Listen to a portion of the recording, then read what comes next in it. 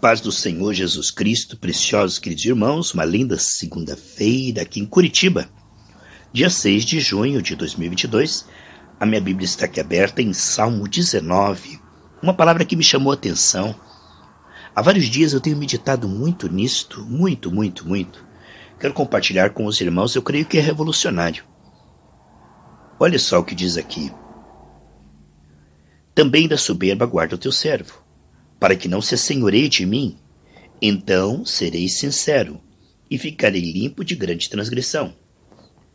Quando Adão e Eva comeram do fruto da independência, seguindo o conselho do diabo, o pai da mentira, separados de Deus pela rebelião, passaram a ser escravos da mentira. O príncipe da potestade do ar governa, 2 Coríntios 4,4 diz que ele cegou o entendimento dos incrédulos.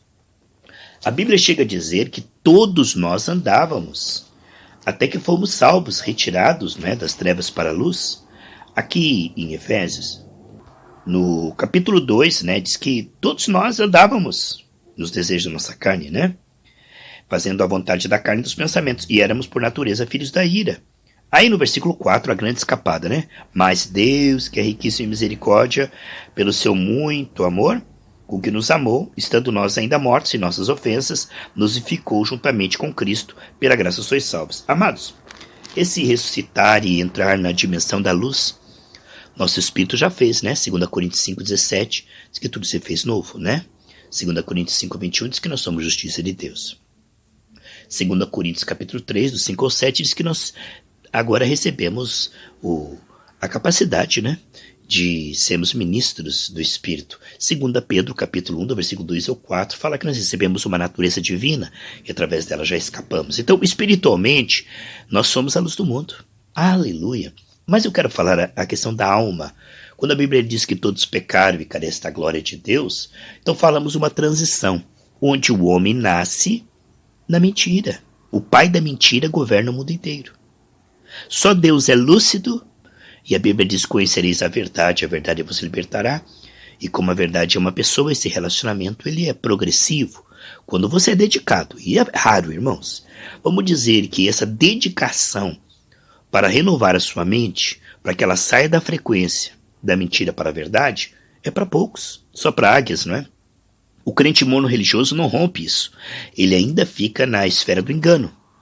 Ele passa a vida inteira religioso e não consegue perceber um palmo à frente do seu nariz, E Deus disse para Jonas: esse povo aí não sabe discernir a mão direita e a mão esquerda, Então, se o ser humano soubesse o quanto ele foi cegado, enganado, roubado e saqueado. Em Isaías 42 diz: seu povo saqueado, roubado, mas ninguém faz caso disso. Então, o diabo, o pai da mentira, colocou-nos, a todos nós, na frequência do engano e da mentira, de maneira que a maneira como nós pensamos é vaidade. A maneira como nós interpretamos é assim. Depende deste nível de restauração da mente. Para realmente, aqui diz: então serei sincero. Ninguém nasce sincero, irmão. Nós nascemos separados de Deus, enganados pelo pai da mentira, controlados pela carne e, em algum ponto, nós não imaginamos o quanto, irmãos? Porque isso é cada vez menos para aqueles que permanecem na graça. Eu fico pensando naqueles 500 que Jesus apareceu ressurreto, e em poucos dias ali, 7 semanas, dos 500, 120 permaneceram ali até o ponto de receberem o batismo com o Espírito Santo.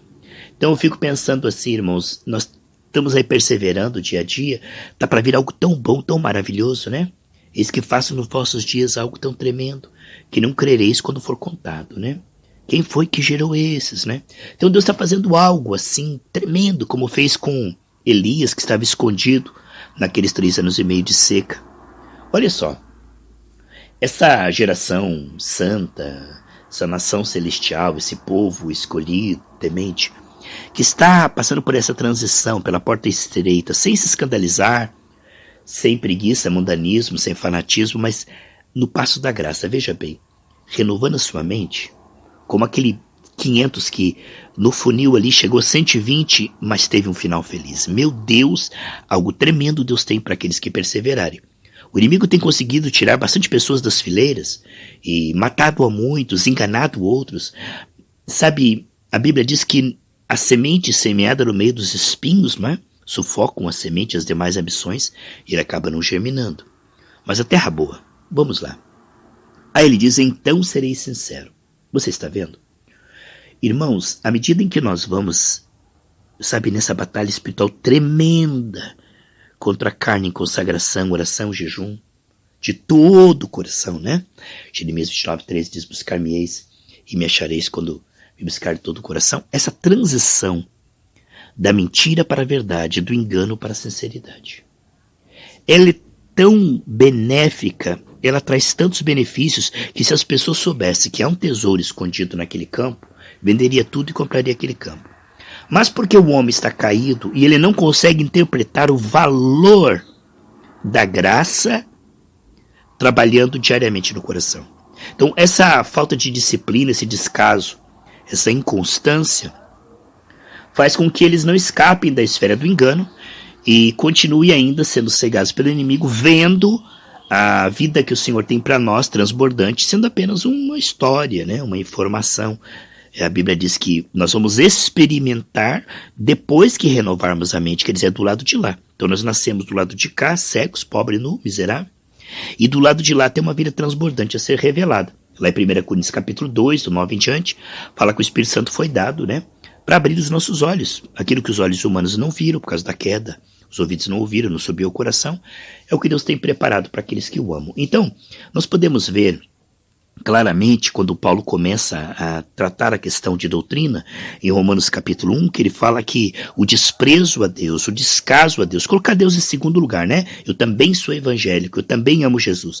Mas essa questão de colocar Jesus em segundo lugar, nós vemos lá em Romanos capítulo 1, né? Versículo 21, 24, 28, que essa pessoa se transformará cada vez mais cega, vil e escrava do mal. Então, o desprezo a Deus, ele traz consequências seríssimas, ou seja, a pessoa ficará cada vez mais cega. O tempo de conversão de Adão era Gênesis 1 e 2. Ele poderia comer da árvore da vida. Em Gênesis 3 veio o diabo e vai enganá-lo. Aí está, acabou o tempo da oportunidade. O Senhor diz, há 3 anos eu olho essa pessoa na igreja e não produz fruto. Ele diz, cortemos então, né? Só está ali no banco, como se diz, membro de banco, e se a pessoa não se converte, diz Salmo 7, o arco está esticado, vai morrer, os hipócritas não permanecerão na minha presença. Então veja que coisa tremenda, se os hipócritas não permanecerão na presença, e todos nós nascemos hipócritas, e só seremos sinceros quando a verdade nos libertar, o homem nasce na esfera da destruição, facinho para o inimigo. A palavra graça com C cedilha nós conhecemos, né? Maravilhosa. Mas eu queria falar sobre a palavra graça com 2 S. Graçar é, por exemplo, é aquilo que se espalha rápido como uma erva daninha. Né? Graça como uma erva daninha. Campeia e graça. O que é campeia? O diabo ele anda ao derredor como um leão, diz lá em 1 Pedro, buscando quem possa tragar, ele campeia. E a maldade graça, ou seja, com 2 S, isso vai se espalhando que nem uma peste. O que nós vemos é que o mundo jaz o maligno, e a tendência é que uma geração seja pior que a outra. Se nós compararmos hoje, né, essa geração de agora com dos anos 70, a corrupção ela triplicou, quadriplicou, hoje estamos quase como Sodoma e Gomorra. Então, nós vemos a deterioração da sociedade. Ou seja, cada vez mais nós estamos lutando com demônios piores que estão sendo soltos pelo portal da Nova Era. Demônios que estavam em cadeias, espíritos rebeldes, que geram rebelião, né? Hoje o ser humano consegue fazer pecados que nos anos 70 não seria possível. Por quê? Por que essa facilidade para o pecado, níveis mais baixos, o ser humano está indo ladeira abaixo na moral, né? O que vemos então é que os piores demônios estão sendo soltos. A pessoa que não pegar firme, vamos ver lá, de 500 que começaram, 120 chegaram ao Pentecostes. Então quer dizer, a disciplina, ela realmente te permitirá, né, que Deus trabalhe no seu coração e te liberte, porque Ele fará isso de acordo com a tua entrega, e renúncia, né? Então, a inconstância e a preguiça passa a ser o pior demônio, por quê?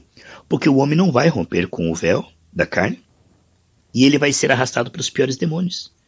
Porque hoje nós temos uma batalha espiritual maior do que Abraão teve, do que Noé teve. Hoje a batalha espiritual ela é intensa, só que o avivamento também.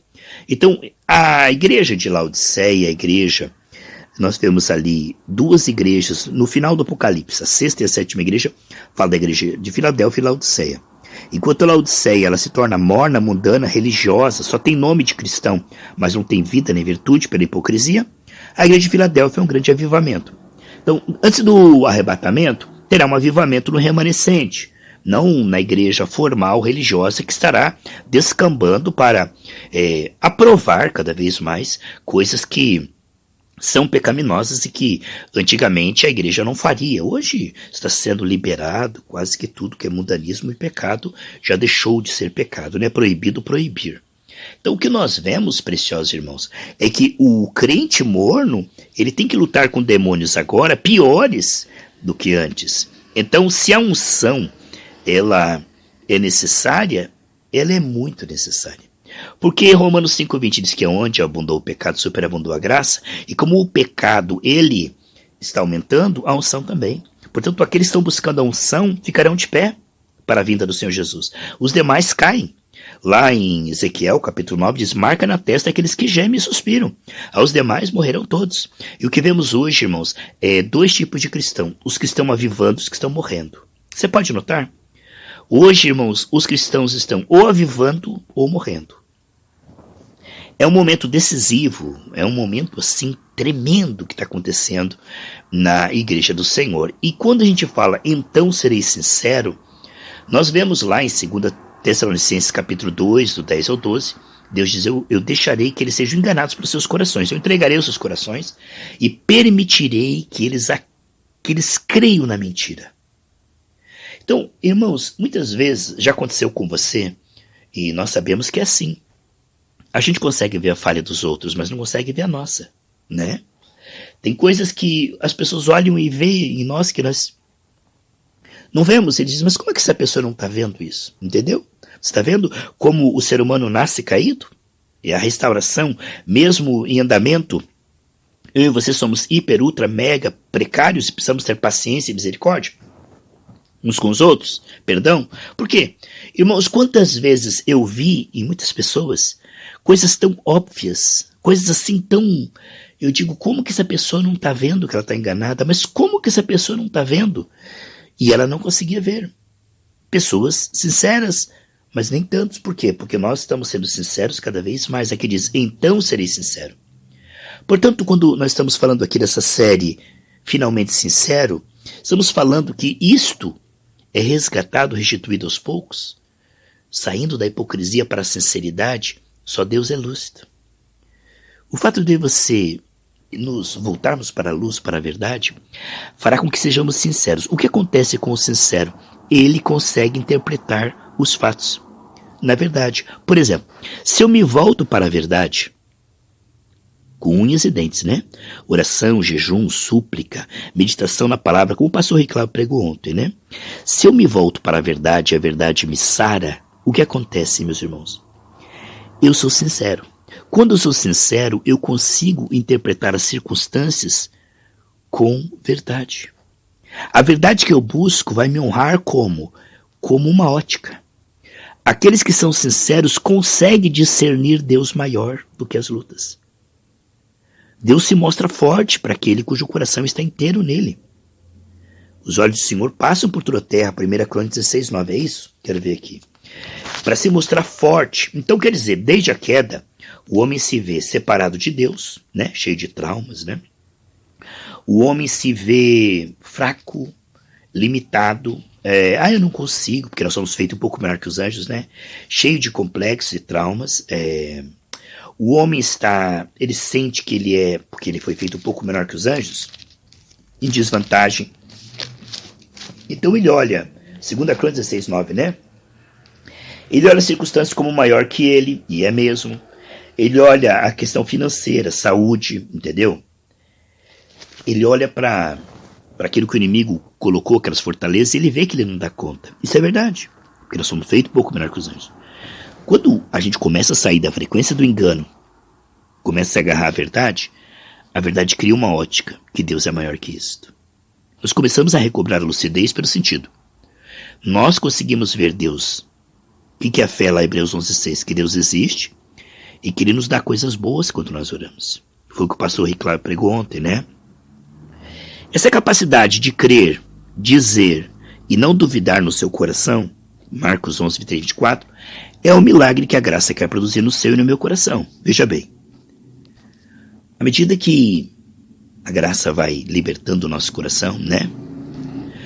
É o que diz lá em Salmo 119, né? Versículo 32 e 36. Senhor, quando o Senhor libertar o meu coração, inclinar ele para o Senhor, porque ele nasce inclinado para a vaidade, para o pecado, né? Eu andarei nos seus caminhos. Então, quer dizer, o coração do homem, Efésios 4,18, diz que ele está frio, cegado, escravizado pelo pecado. Agora, à medida que nós vamos dando o nosso coração para o Senhor, Mateus 23, 26, dá-me, filho meu, teu coração, Deus vai libertando o coração, e nós vamos entrando na esfera. Quanto mais nós nos humilhamos, irmãos, e não nos ofendemos com a palavra de Deus, não nos ofendemos com o pregador, mas ao invés de alisar o pecado, a gente declara guerra contra o pecado, não concordando com o pecado, não tendo piedade do pecado, mas vamos lá em oração e jejum, dizendo isso vai sair da minha vida. À medida que Deus vai limpando o nosso coração, né? Bem-aventurados limpos de coração, porque verão a Deus, Mateus 5,8, você começa a ser uma pessoa sincera, e você começa a entrar na esfera da verdade. Você começa a ver a verdade que Jesus reina. Lembre-se que Deus disse através de Daniel para Nabucodonosor, o teu reino voltará a ti depois que descobrires que o céu reina. Nabucodonosor achava que ele reinava, a vaidade reinava, o pecado reinava. Mas quando Nabucodonosor comeu erva e capim e sofreu um monte, e ele olhou para o céu e viu que o céu reina. Então o homem, ele pasta até que ele veja que o céu reina. E isso demora. Se ele for carnal, ele passará uma vida inteira ansioso pedindo bênção para Deus. Pastando mesmo, irmãos. Miserável. Uma vida inteira fazendo campanha pedindo cura e libertação e bênção. Agora, se ele for sincero, olha o que diz aqui, então serei sincero. Se ele for sincero, os seus olhos começarão a abrir. E ele verá Deus maior que o seu problema. E ele verá Cristo em nós, esperança da glória, porque isso aqui é para os amigos íntimos, Salmo 25,14. Irmão, quando você fala em Cristo em nós, esperança da glória, para o crente morno, ele fala herege. Você quer dizer que você é um com Deus? Agora você quer dar ordem em Deus? Onde já você viu? Isso é só para os apóstolos, os santos apóstolos. Eles não conseguem imaginar que o sangue nos faz mais santos que os anjos. E como Jesus é santo, o corpo também é santo, que Deus nos deu autoridade, que nós temos o domínio. Isso, para quem é morno, é aquela virgem dormindo, né? Que não tinha azeite, não tem nada para te ensinar. Cuidado, hein? Vai-te da presença do insensato, nada ele tem para te ensinar. Então, as virgens que estão dormindo sem azeite, elas pregam, ou tentam pregar para as virgens que estão vendo, dizendo, você não está vendo não, você é louco, você é fanático. Onde você viu dizer Cristo em nós, esperança da glória? Isso é um mistério tão tremendo, irmão, que aquele que não vê, diz que você está tendo visões, miragens, que você é louco, que você é fanático. Aqueles que não veem, que não limparam o seu coração, diz, bem capaz que a oração da fé vai mandar no diabo, na doença e na dívida. Para eles isso é um disparate. É nova era, pensamento positivo, que isso é fanatismo, que isso é bobagem, que isso é balela. Esse negócio de declarar, decretar, quem somos nós? Somos pobres pecadores, lavados no sangue de Jesus. Quem somos nós para governar, para dominar, para exigir, para destruir o mal? Não. Eles ainda estão na cartilha do inimigo. Por não serem sinceros e limpos pela graça, não conseguem ver o restituir, né, da imagem semelhança do domínio, nunca chegarão lá. É como aqueles 500 que começaram lá no Pentecostes, nunca chegarão à experiência do Pentecostes, nunca, pela preguiça. Lembra lá dos 32 mil de Gideão, que só 300 chegaram lá? Ou como Josué e Caleb, que chegaram na terra prometida, eles nunca chegarão lá. E eles desdenharão, tentarão matar Josué e Caleb, que creem. Eles quando disseram, não, nós vamos entrar, eles eram uma pedreja, eles estão loucos. Como tentaram apedrejar e apedrejar o Estevão por pregar o arrependimento genuíno. Irmãos, essa série será sensacional. Essa é apenas a parte 1. Que você seja abençoado em nome de Jesus Cristo.